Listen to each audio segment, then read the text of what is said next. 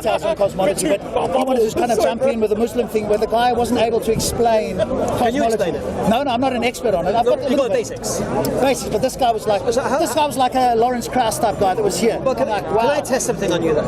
Because I've been working, because I do a lot with Christians, and I've been working how to tackle you guys. Because you guys are on a logical, intellectual tangent. Yeah? Some degree. So as it stands, what would you accept as the truth? What is it you're on? Say again? What is it that you accept as the truth with regards to the universe and all this business? What criteria, basically? Okay, so what do you accept? So I believe the universe, at the best science we have, which is there's an inflationary model of the universe. Big Bang. Big Bang. I look at what the cosmologists say, and Alan Guth is the leading cosmologist. And so Krauss is there, Sean Carroll's there, all the guys are there, and I just take a broad view of it. So you take a bit of piece for everyone, yeah. I like that. See what's what.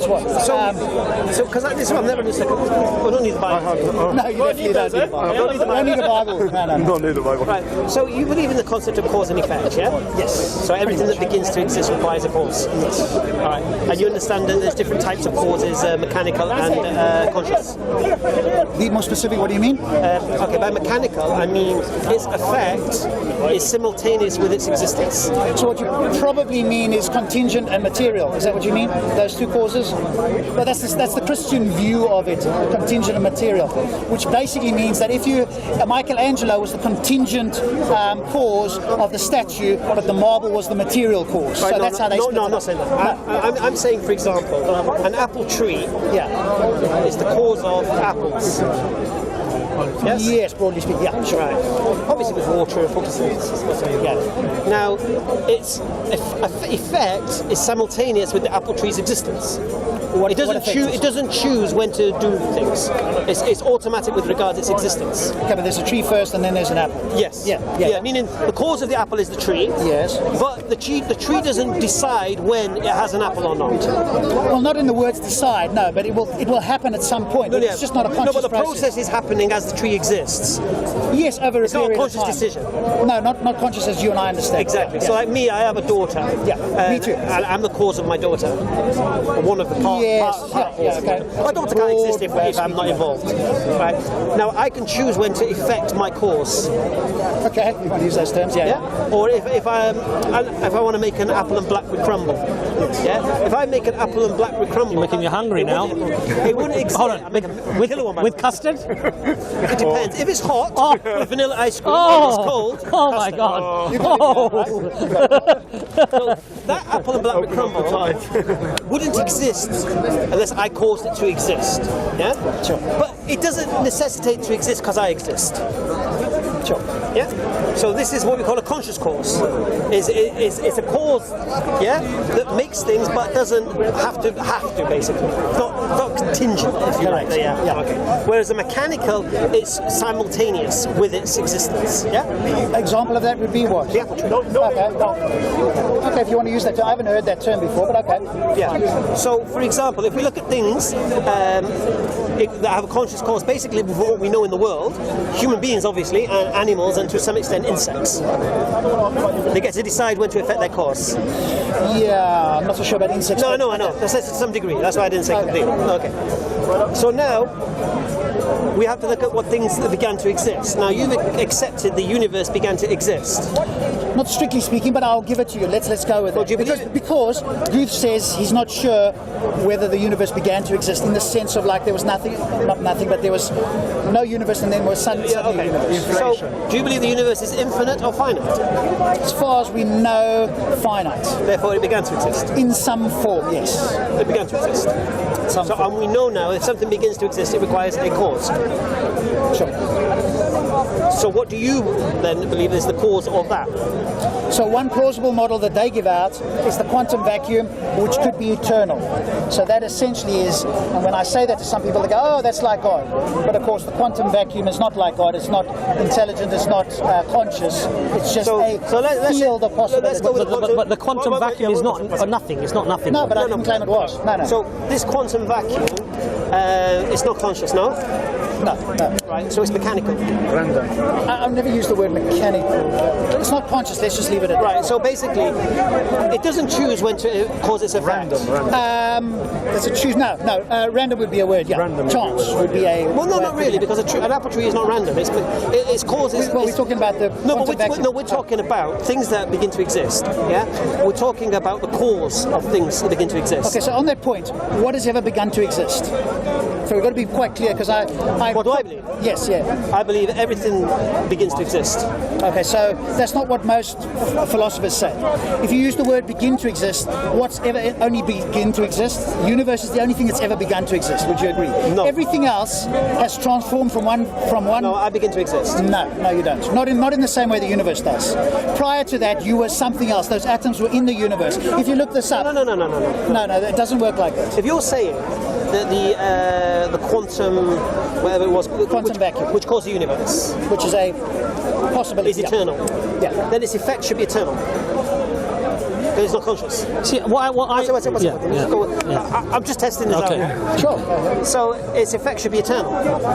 What do you mean by its effects? Well, if the quantum vacuum is the cause of the universe, and it's not conscious, that means its effect should be simultaneous with its existence. No, not necessarily. Why not? Why? Because the quantum field itself, according to the cosmologist, I'm not a cosmologist, is that it's random. So if you give it enough time, a universe will pop into existence and it'll be one with the properties that we see. Well, that can be proven. That's what... Well, no. Of course it can't be proven. Right, but you believe in this? No, I'm saying it's a possibility. Well, you believe because in that's what the guys who are at the top of the field are talking about. So now you're saying about this quantum idea, yeah? Okay. And if I'm not wrong, correct me. In quantum mechanics, these particles don't exist as particles; they exist as waves, yeah? That's correct, yes. One or the other. They can be both. No. So they can be particles or They can only become particles when they're observed. If there's an observer, yes. I'm not sure that's the case. Well, the two split in experiments. Yes, but we can't extrapolate that to everything else. But we have to... let's go to Occam's razor then. Let's take things to its simplest form. If we look at quantum mechanics and look at quantum waves, and we know that they can only become particles once observed. Do we know that though? Well, we do from experiments, yes. I'm not so sure that you can extrapolate that to everything else. No. But if you've got the two-slit experiment, yeah, and you're shooting the particles through, and when you're not looking, or if you're filming it, it goes through as a wave. Yeah. But when you look at it, all of a sudden these waves become particles. Yes. Which is proving that these quantum, because we're going through a science which is a little bit out there anyway. But we know now from this small example that the quantum waves don't exist unless you observe them. They require an observer. They don't act as So if you're matter. using your quantum thing as your source of the universe, but that can't become material and particles unless that's observed, according to quantum mechanics. Well, not according to the cosmologist. I'm not a cosmologist. I'm just saying to you, this is a plausible theory that That's they something give. for you to reflect upon, because if you believe this universe was some quantum, this, that, the other, and became the universe, Yes. then according to the teachings of the quantum mechanics... That's why I say you can't extrapolate that. No. And they are saying that it's possible. So, But why are you rejecting that? are we experts or are they experts? I don't know. No, but they're saying... Well, there's a couple of points there as well, actually. Yeah, go on. First of all, You'll give the nuance now. First of all, they're not unanimously saying that. That's one theory. Okay. Secondly, part of the reason that I don't like to actually get into these debates, and I have previously, but I've decided not to, is because really we're debating the unknown. You don't know, Correct. and I don't know, other than God saying that I created it from nothing. From what He created. I've got a problem. So What I'm trying to say to you is that we're trying to quantify the unknown and deal with, at the moment, what are the best theories, but it's not analytical or empirical. Correct. So clearly we have to look at something else to see God, if God exists. Because to talk about what happened before the Big Bang, on the quantum level of physics, how matter and energy is transformed by the observer and the outcomes are changed. We can talk about all of that, and we can either extrapolate from that must have happened, or you can extrapolate from that, well, I don't believe that it could have happened. You understand my point? Yes. It becomes a stalemate. So what do we have to look at, I believe, to find the creator? Sorry to interrupt. Yeah. It's not actually a stalemate, because if I've proven that quantum waves don't become particles unless observed, that's not stalemate. No, but what I'm saying by stalemate is that a person could argue that, okay, fine, we see that with electrons fired through the double slit experiment, and that when an observer observes it, the wave collapses and it behaves as matter. It behaves as matter. So instead of getting an interference pattern of different, different waves or different lines on the what's projected, we get the two lines, and it acts just as matter, right? So, but we could infer from that. Yeah, what I'm asking you could do. Who was the observer at the Big Bang? Why would you reject the idea that would happen on a larger scale? Right, because there's no reason to assume that it works in every sense, in every way, like that, and particularly not before the universe. So you're asking me to infer something that is way beyond what I could possibly infer. You've done one experiment in one location, and now you want to infer that. But even this quantum thing is theory. The quantum vacuum isn't theory. That part. Yes. Well, when I say theory, that's not theory in the sense. You know more about it. No, I don't really. But I mean, I know that they've done tests with, for example, the Hadron Collider and what have you, and they found particles. But it doesn't change the topic, which is, does something come from nothing? That's the answer. That's the question. Okay, I notice Muslims do that a lot. Yes. Why do you assume that atheists think something comes from nothing? I agree. And so either you believe in an eternal form of matter, energy, particle, or whatever it might be, or you believe in an eternal God, but there has to be a belief by either one.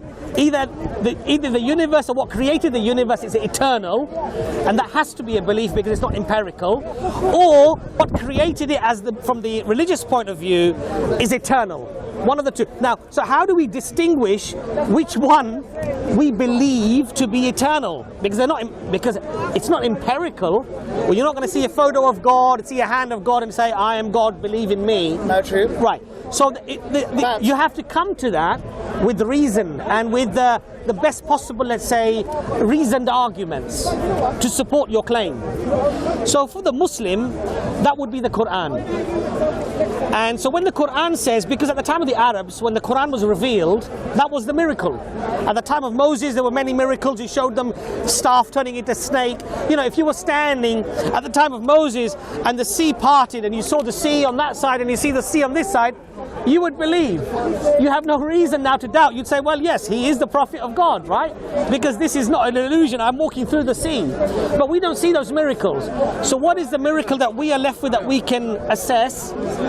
Through a well-reasoned, investigative way to ascertain whether this Quran could have indeed come from a man in a desert in the 7th century, or was actually impossible for any human being to come up with. But that's a separate point from what. I understand. Because when we go into those arguments, and I've studied. I don't mind. Because I've studied those arguments and discussions, and ultimately, even though Hamza came with a valid argument, which is that on the quantum level we see energy acting as waves, but we only see it acting as matter when it's observed. So who was the observer when the universe exploded into pure energy? There had to be an observer to collapse the wave for it to act as matter. Yeah, but you could then say to that, well, just because it happens there doesn't mean it would happen there. Correct. So we're at a stalemate. I agree. Right. But however, Hamza may be not. But if you look at it, it's not 50-50, because from what we can actually observe, Hamza, I would suggest humbly, is perhaps more accurate in his assumption, because you can't bring a scientific model actually that counters that model. You understand my point? So what scientific model are you bringing, sorry? I'm talking about the observer collapsing the wave of pure energy at the Big Bang to make it act as matter, right? But you're saying, well, just because it happens on the quantum level and we observe it doesn't mean it would happen on the universe. So if you could present, just sorry to interrupt again, so if you could present an experiment where you can show at the quantum level that the particle doesn't need to be observed, that's a stalemate. Yes. If you have one experiment showing you don't need the observer, you have another experiment saying you do need an observer, that's a stalemate. But right as we stand right now in quantum mechanics, you have one saying you require an observer and there's no competition for that. Yes. Well, we don't know that. We only know that. No, we can only know what we know. We do now. We can only know what we know now. You can only believe what you believe with regards to what you know now. I'm not asking you to have faith in the future. I'm talking about now. I'm not a cosmologist, but I understand. But what I'm saying to you is this: once you've established that there's an experiment at a quantum level that shows that the wave can't become a particle unless it's been observed, yeah, there's no reason to go against the idea that that would happen at the beginning of the universe. Yes, there is, because that's what cosmologists are saying. They're literally saying that if you have their version of nothing, have you read the Krauss book? You know Krauss's I haven't read Krauss' Universe from Nothing. I've heard his they're lectures, basically though. saying, he doesn't use nothing the way you guys That's do. right. But basically what he says is that if you have no space and no time, and you have the quantum vacuum, it's guaranteed that something must come into existence. That's what he says. It's coming from the quantum but vacuum. if we know of the quantum vacuum that we're talking about, it can't until it's been observed. No, but that's just your assumption. Not my assumption. The cosmologists are saying it must happen. Because Lawrence Krauss's nothing is not nothing. Lawrence Krauss's nothing is something. Hamza taught us. Yes, I heard he completely annihilated it. I'm not sure he did. But I will say, however, that I don't like Krauss's way of debating. He cuts people off. He did it with other people. I'm not a fan of his way of debating. Right, I must be a fan. So what I'm saying right now, for me, I know you were saying it was a stalemate. I don't think it's a stalemate. I've got one experiment that's showing me this is the case. You've got nothing to show the opposite. I bring to you the cosmologists who are basically saying that if you have a quantum vacuum, that a universe will come into existence in a period of time. It's not as if But you said it's eternal.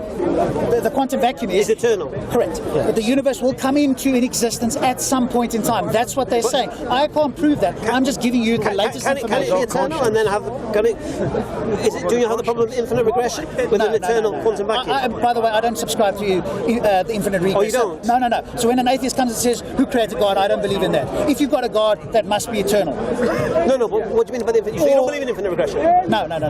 Not for God. He's saying, but for not for God. No, that's an entity. but for the quantum vacuum. Of events. But for the quantum vacuum, he's saying it's eternal. Correct. It's just existing. In other words, it's infinite history. It existed in infinite history. There's no time beyond time. But is it not a series of events? No, but that's what I'm trying to say to you. That's a belief.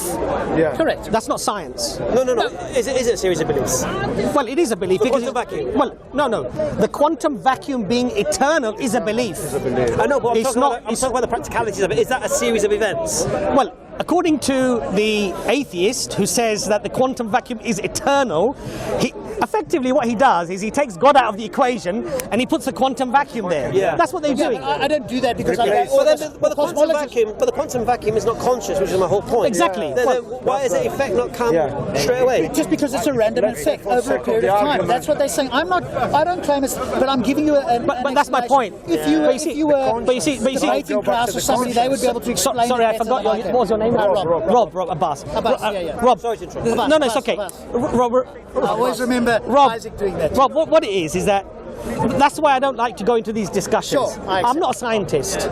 Neither are you. So shall we? Right? And even the scientists themselves don't agree. Correct. So you have atheist scientists, agnostic, and in fact, as a scientist, you can never really be atheist anyway, because you can only be atheist if you have had a time to experiment every possibility, come up with a negative, then you can be an atheist. No, I don't agree. Well, because there's two versions of atheism. Are you aware of that? Well, atheism is to believe that there is no creator. So let me tell you, I hear a lot of people saying that. So there's two versions of atheism. Okay. One is called hard atheism. Right. And a hard atheist will say to you, there is definitely no God. Right. In which case they have the burden of proof. Right. The weak atheist is my position that says there's no good reasons or evidence to believe in a God, but I don't dismiss it outright. Okay, so it's not hard atheism then. Correct. So some people call it agnostic atheism. I don't like that term. I understand. But yeah, there's no good reason or evidence, but I don't dismiss it. I appreciate that. There could be something. There's no reason to believe it. I appreciate that. So what I'm trying to say to you is, as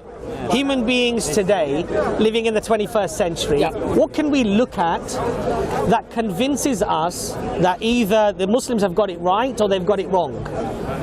That there is no God. Their view of God and how God came about, I don't believe it, I don't accept it. What would the reason for that be? Or I do accept it, what would the reasons for that be, right? And what I suggest humbly is that we look at the Quran. Because Allah says that this is a miracle What is the Quran? The Quran itself the Quran is a miracle. And those who read it and come to it with an open heart, with an open mind, Allah will guide them to the truth. Now, those are bold claims. Sure are. Right? Bold claims. Yes. Now, what is it that makes the Quran a miracle? Because a miracle is something that is beyond human capacity or human understanding, human ability. Yes. It's beyond that, right? Now, when I study people like, for example, Professor Raymond Farin, you can search for him. He teaches Arabic at the American University in Kuwait. He spent some 20 years studying poetry, Arabic poetry, and then the Quran. Professor Raymond Farin, he converted to Islam. And he converted to Islam because his understanding and his knowledge of the Quran over those years proved to him that this could not have come from any human being. And he wrote a book. I've got it with me, you can have a look at it. And he wrote a book, and as a consequence he accepted Islam because of the fact that he claimed that this is a miracle. It's not from any human source. So I would suggest humbly that we look at people like this, their claims, assess their claims, and then if we can come up with the Quran is very, the Quran is the Quran is very much like science in a way that it says, look, if it's wrong, then you come forward with an explanation as to where it's come from. The Quran. Right. That this is a book from God. So in other words, if there's a mistake in there, then you would accept No. And if it is not, and if it's not from God, then you come up with a reason as to where it has come from. Okay, but so then the burden of proof is now on me. Right. So no. Disprove. Well, because if you release a paper, for example, in the journal, science paper, a theory. That theory then goes out, and then all the scientists of the world have an opportunity to poke at that, right? And if they're completely unable to do it, then it's fine. Does it mean that the theory is then 100% true? For human beings, no. So if somebody can't prove something wrong, does that automatically mean it's right?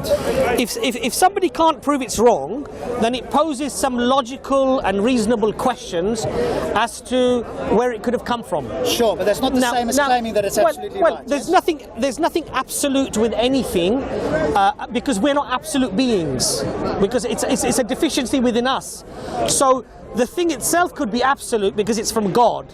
But our interpretation, our spectacles that we look through, our predispositions of what we believe, obviously will affect how we read and what we hear and what we absorb, right? So I think to take away things that are subjective, I think we should look at things that are mechanical within the Quran, its structure, how it was revealed, how it was recorded, and whether that could have actually occurred through any human understanding, knowledge, and ability. And what we find, this is the book that I read, I love very much, Raymond Farin. There are other books as well about Quranic structure. He's not the first person to do it, in fact. So is that book about the structure of the Quran? About the grammatical structure of the Quran, and the fact that for a human being or a group of human beings, it would have been impossible to have constructed the Quran in that way. So for example, some of the examples that he gives, you have concentric patterns and parallelism within the Quran. And it's for example, the Surah Baqarah, the second chapter of the Quran, it's 286 verses. This was revealed over 10 years. With no editorial process. So it was all of a sudden the Prophet would get a revelation and he would say the revelation, and the people would memorize that revelation immediately. So there was no writing down, hold on, I said that wrong, change that, no editorial process. Revealed the Quran over 23 years. Now what Raymond Farin argues is that to get these very complex patterns of structure, so for example, structure upon structure, ring upon ring of structure, and for it to conform in that way, it's impossible for any human being to have come up with that. Is there anybody else who's corroborated what he said? There are other authors. One of the things, and I think Hamza's right, when we make a claim and there's one person, you now appeal to a single lie. Yes, no, I agree. Because it could be people I totally agree with you. I totally agree with you. He actually lists many others. I mean, this would be like a study. So yes, of course. We're going quite deep into this. Yes. Talk about the bigger things. No, my argument here is this. evidence. So this is just one of many facets of evidence. One of them is the structure of the Quran. Then you have the grammatical miracle of the Quran. So for example, when Allah refers to certain things, the words that could have been used but what actually have been used are in every historical event absolutely accurate, even though at that time beliefs may have been different to what was actually being said. When you put all of that together, and then the numerical miracle of the Quran, the preservation of the Quran. Number 19, is it? No, it's actually there's a website called Shabir Ali doing his number 19. Shabir Ali said that the number 19, the person who actually came up with that, he later claimed to be a prophet, and there was other things that he tried to fit. The number 7, Kahil 7, is a website called kahil7.com, and he goes into the number 7. I'm not even going to go into that because it's a very complex argument. Yeah. A good argument, very, very complex. But what I'm trying to say to you is somebody who wants to look at things analytically or empirically in terms of, could this have come in the 7th century from Muhammad? If the answer to that, peace be upon him, is no, then you, as a reasonable individual who's hopefully wanting to search for the truth, you would have to come up with a theory or an understanding as where it could have come from. And if the only possibility at the end of your investigation is that this is a miracle, it could not have been the creation of a man or a group of men or a group of people, and all of these facets of evidence coming together could not have happened through any human characteristics, making, manufacture. And if all you're left with is God, then I would suggest humbly that you accept it as the message of God. It requires you to perhaps investigate a little bit, but that becomes more tangible because you can now hold the Quran, analyze it, feel it. Given a Quran, you can see, Abbas, and I come here a lot, so yes, I am reading that. and then you can see. Okay, you can see. Okay. So what this is. I've got to do one thing at a time. No, I understand. Yes. What are the structures that he's talking about? Are they really that complicated? And could a man have really constructed them through memory or even through editorial process? And if the answer to that is no, then I would humbly say that look into it a little bit more deeply, and then hopefully, if you're convinced by it, accept it, and if you're not convinced by it, then don't accept it. But I think to talk about what came before the Big Bang, or possibly what came before that, we're just grasping in the dark at straws, because analytically or empirically, we can't prove those things. This is why the reason I did that with my mate Rob as my test case. Yes. Was to show the atheists. Yes. Hard or soft. Yes. That he's got no more evidence than I have for what I believe. In reality. What are you talking about there specifically? Are you talking about the beginning of the universe or something else? Because you've got to be quite specific, because you just give it to me as a random comment. I'm referring to the first cause, isn't it? Sure. So, because obviously we have no idea what happened before the Big Bang. Correct. Yeah. There's scientific models, but no, we don't know for sure. I'm 100% with you on that. And I've heard this in the future. See what it is? Usually with an atheist, they come with this intellectual, logical, scientific tangent, and that we're some kind of emotional, faith-dependent, believe what we're told as kids kind of people. Now, the problem is atheists speak to a lot of Christians, but Muslims, we're another animal. Yeah, we don't go. So the reason I did that with you was to take you to your highest level as to what you have. Yes. And in reality, there's nothing there because you don't know. And the thing is, when you don't know, you can't say I'm wrong about what I believe either. But can we though? No. Right. But is it reasonable to believe in a supernatural being with the qualities that you profess he has and the way in which the universe came into being? Is it reasonable to believe that? If I believe there's a conscious cause of the universe, yes, and that consciously believes I have to think and thought and design and create, I have no issues with that. No, I don't. And plus, more importantly, if that creator says so, and yes, the place in which he says it becomes evident to you that it is a divine source, then yes. Well, okay, we're not at that point. We're nowhere near that. But you understand my point? What I was taking Rob to the point is that an atheist has no intellectual higher ground with me, with regards to what he believes and what I believe. Only on the beginning of the universe. Like you said, what was the key? Stalemate. Stalemate, yes. Yeah, stalemate. So, actually, yes, my friend, he would give you the best example of the universe beginning. So he's studying cosmology, but anyway. So basically, we have the stalemate. So once we have the stalemate, then we have to look for other things, isn't it? Correct. So we're now bringing something else. What are you bringing? Okay. So in order for me to, which I am actually reading the Quran, that's part of it. Before we get to the Quran, there's bigger questions that I have big problems with. Like the beginning of the universe. You guys claim, and this is a pet problem that I have, and perhaps you can, because there's two of you here and more, you claim, if I'm not mistaken, that Allah created the universe from nothing, but not from himself in any way. Would that be a fair statement? Yes, it's not part of Allah, yes. In no way could it be part of. He couldn't have been the source in any way. Well, you see, the thing is this.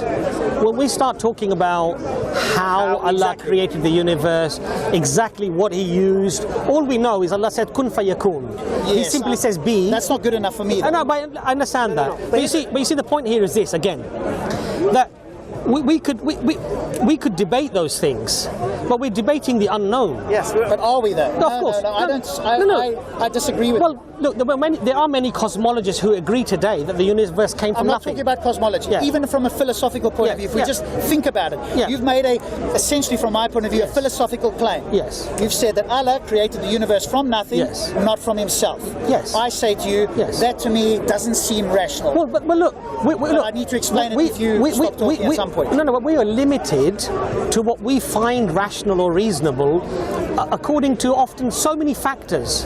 Our understanding of the subject, our knowledge, our predispositions, our upbringing, everything has an influence on what we find reasonable or unreasonable. And that's what I'm trying to say to you. Let's move it away from the subjective range of, you know, it's unacceptable to you, but it's acceptable to me, right?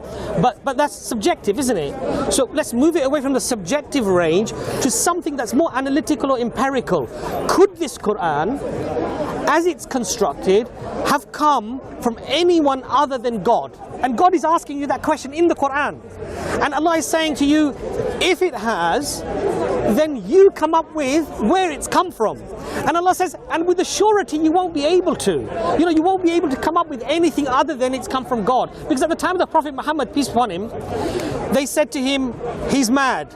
Then when the verses started coming down, they thought, hold on a second, these are not the words of a madman. These are just the beauty, the eloquence, the message. It's too powerful. So then they said he's a liar.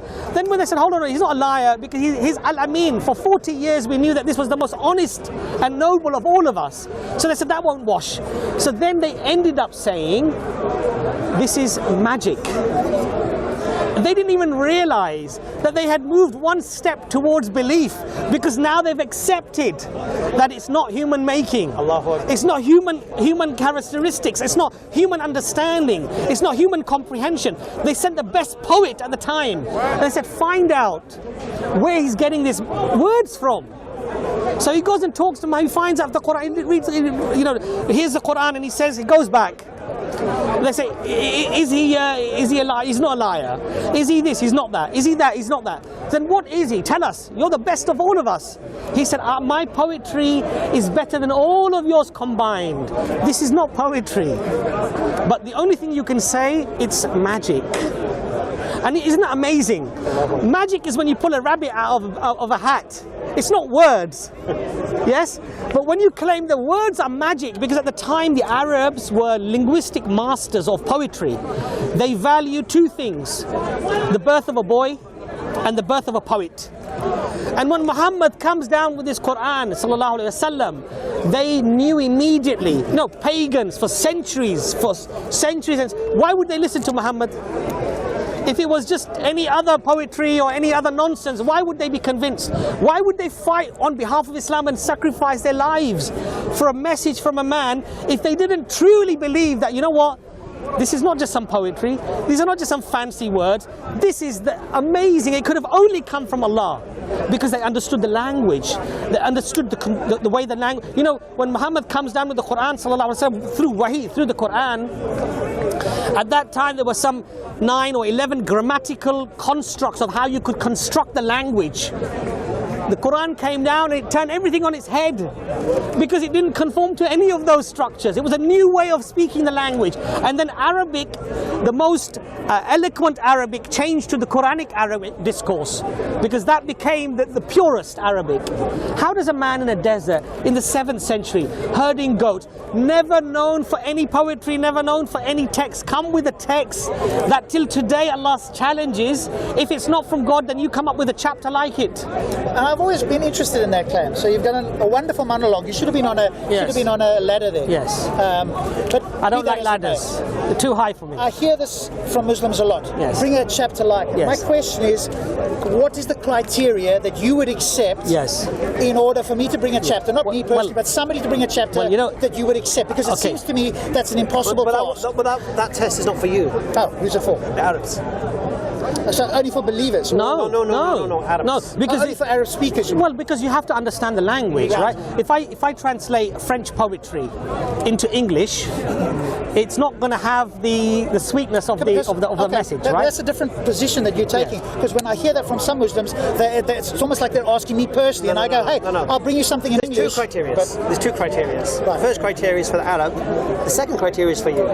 Okay. The second criteria, if this book was written by any other than Allah, inside you'll find any contradiction and error. Okay. So it's not that I need to bring a verse. I need to find a contradiction or error. yeah. Ah, I'm with you. Okay, because that's not. that hasn't been clear from other people. Now saying. the thing is, Now the amazing thing is, sorry, Sorry. the Arabs haven't done it, by the way. Carry on. and there are many Arabs, even today, Arab Christians. Christians. Yeah. You know, they're atheists, and the reality is that the evidence is not just about the evidence is not just about poetry or it rhymes, but the constructs that I've discussed with you, the constructs that I've discussed with you, all the facets, you can't get them. And so the question now that has to arise is this: how does a man in a desert in the 7th century come up with a text? I think it's a very bold claim. It sure is. You know, for an illiterate man, ummi, cannot read or write, to challenge the best poets of his time, that if this is not from God, then you come up with a reason as to God, and then challenges them again.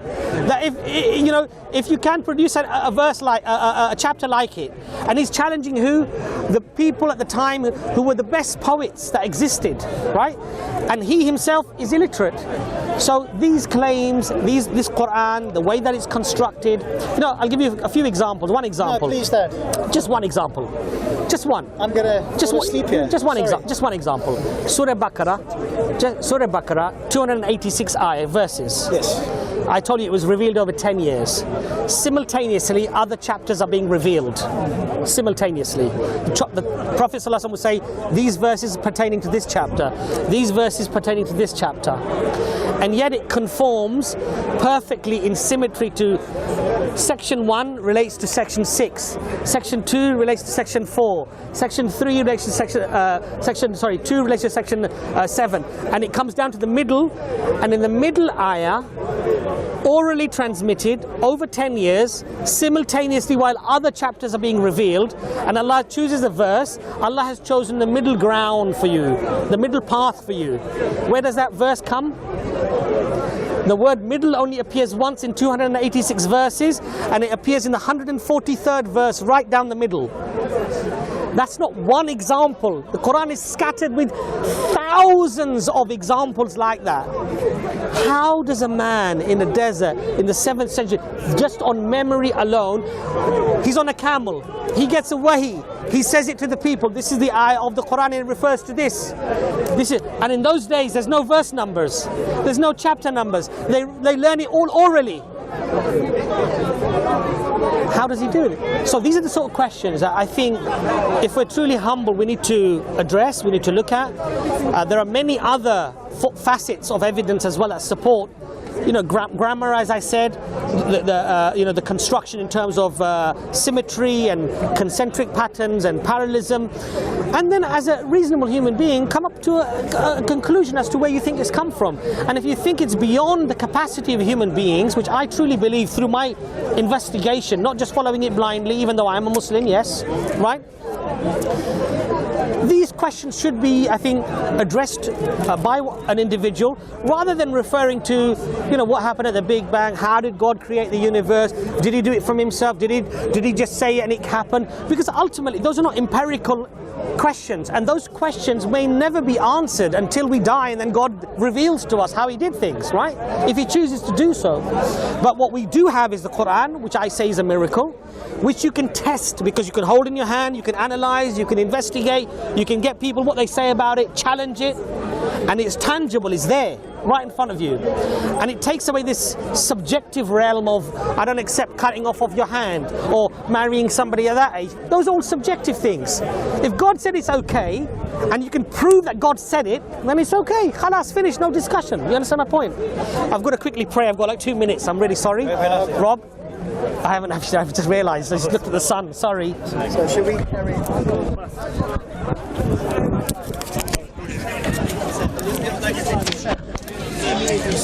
the monologue there that clearly wasn't valuable to me in any sense. For me, what did he say to you? Basically to look into the Quran. What did he say to you? Say again? He basically said... I switched off halfway through, I'll be honest with you. Well, there's a video. It's on video, so you don't worry. Well, right. So... Because I'm more important... You carry on. I won't interrupt you. Carry on. No, go say it. No, you were going to say something. I don't mind, you say it. No. you listened a long time then. I did. You can speak. Because that's where I think you're very good. We have a conversation. He went into a monologue there about the Quran, and he's excited because he hasn't been to speak Quran for a while, and he's been studying this. Yes, and mashallah, so he's very happy. I learned so much that it's unreal. That stuff there. That was for me. Yes, no, that's perfect. But that stuff needs to be interrogated by people who are experts in that field to begin with. So I personally don't have the info. No. What you can do though is go to experts in the field and see what they say about it. Correct, which I would do, and particularly the critics. I will look at what the people say, and I look at the critics. But also, when you have to also look at the critics, because obviously there's bias. But there's bias both ways, and I would suggest that there's more bias. Well, this guy wasn't a Muslim, and this is what he said to you initially. He wasn't. Basically, the guy wasn't a Muslim. He was an expert on poetry and all this, and then by studying Arabic poetry, he eventually got to the Quran, and then he realised that this Quran cannot just be Arabic poetry, and thus then he embraced Islam. Right. So basically, he was like you. So he was like you, but he was into the poetry of it. And then when he realised that this book can be from none other than God, he embraced it. Okay. You obviously haven't done that intellectual investigation. All right. So like I said to you right now, I said something earlier that you said you can't say that. I said you don't know. And if you don't know, you can't say I'm wrong. No, but we can say, is it reasonable to believe X or Y? No, you can't say I'm wrong. I can't say you're absolutely wrong, but I don't. Okay. But my position is if you don't know, then you can't say I'm wrong. Okay. So let me give you no, I don't agree with you. You don't? No. Let me give you an example and tell me if I'm wrong in this position. Go on then. If I said to you I have a dog at home, would you believe me? I've no reason not to. Great. If I said to you I've got a three-headed dragon that breathes fire and that can fly at home, would you believe me? No. Would you be agnostic on that position? Would you go, I don't know? Well, what would I say? No. No. What would you be? What would be the reasonable I would say, do you have evidence to support this idea? All right. Thank you. That's exactly the same for me. Right. So I'm not in the position where I say I don't know in the same example. I say it's unreasonable to believe in a God unless we can demonstrate it. Same as the dragon. No. I'm not agnostic so about it. What is unreasonable about a conscious, uncaused cause? Because we don't have good reasons or evidence to believe. What's unreasonable about it? The fact that we don't have good reasons. Well, the fact is that anything... You're claiming something that is extraordinary. No. I'm claiming something that follows the laws of quantum mechanics. That you assert it does. That's the difference. You can't prove it. You're just asserting it. So it fits into everything because you say it does. We need more than that. Because I could say Zeus does the same thing. So now you have God, we have Zeus. No, perspective. That's another thing. Say again. I haven't mentioned God. Yeah, but that's what you're talking about. No, but Rob. I started this conversation with you. Never once mentioned religion, never once mentioned Quran, never once mentioned God.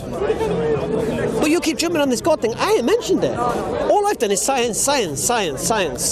Quantum mechanics, cause and effect. That's all I've done. Stephen Hawking's Big Bang. I'm on that. I'm with Aristotle, Plato, and Stephen Hawking right now. You've said to me that I can't say that. What was the exact words you used about your view of the beginning? I'm saying if you don't know, let's say you don't know how it began. Yes. And I say it began with an uncaused cause, conscious. Yes. Yeah. Okay. Because you don't know, yes. You can't say my understanding is wrong. I don't say it's wrong. I say it's unreasonable to believe until there's good evidence for reason. There's a difference. All right. Now, I think it's reasonable to believe that. Why? Yeah. Okay. 1, everything that begins to exist requires a cause. 2, the universe began to exist. 3 therefore requires a cause. Yeah, there's a lot of problems with the cosmological argument. Why? A lot of it. Number one, the first premise. It's good though, because I want to test this out. Yeah, exactly. The first premise. What's the first premise? Okay, so everything that begins to exist requires a cause. Right, how many things have begun to exist? Do you agree with that? Yes. And how many things have begun to exist? I explained earlier. One thing, just No, the universe. no, Nothing else has begun to exist. I said it, I disagree with so you. that's My where- apple crumble in the oven began to exist. You're using the word incorrectly. What? This is a huge You keep putting Lawrence Krauss, William Lane Craig on me, and I'm not saying this stuff. Right, say it again. Say the 3. You've been to Speaker's Corner too long. No, I know them, that's why. But you gave me the 3 of them. What was the first one? No, all I said was simple. Everything that begins to exist has a cause. You then started messing around with the word begin. Yes. Right? It doesn't apply to the universe. Then I said, did my apple crumble begin to exist? Then you started saying, oh, it just transformed from one thing to another. I have no issue with that. But it couldn't transform from one thing to another without a cause. Me. Yeah? Right. Now you're saying, now I'm taking it to the greater level, the universe, that had a cause. I consider myself a Muslim. It needed a cause to go from one thing to another. Yeah?